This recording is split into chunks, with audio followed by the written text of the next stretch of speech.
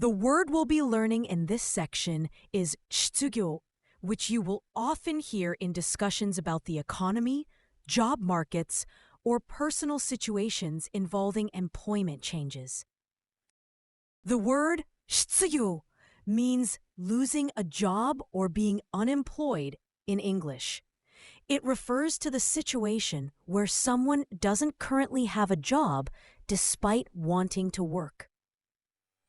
The first kanji means to lose, to miss, or to fail, and it often shows a sense of something being gone or not achieved.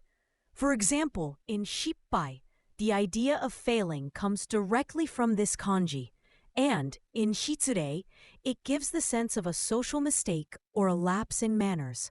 The second kanji means work, business, or a professional field, and it conveys the idea of tasks, industry, or vocation. In sangyo, this kanji gives the meaning of an industry or sector. And in gyomu, it points to duties or work-related tasks.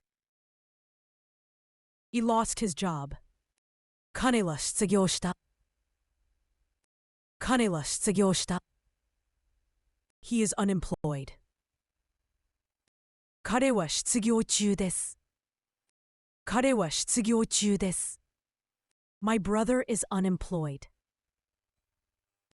兄は失業者です。兄は失業者です。He is unemployed. 彼は失業中です。彼は失業中です。The most common synonym of the word 失業 is 無職. While 失業 specifically refers to the state of having lost a job, 無職 denotes a broader sense of being without a profession, often implying voluntary unemployment as well. The most common antonym of the word 失業 is 就職. While 失業 means losing a job or unemployment, 就職 refers to gaining employment or getting a job, indicating the opposite, transitions in one's work status.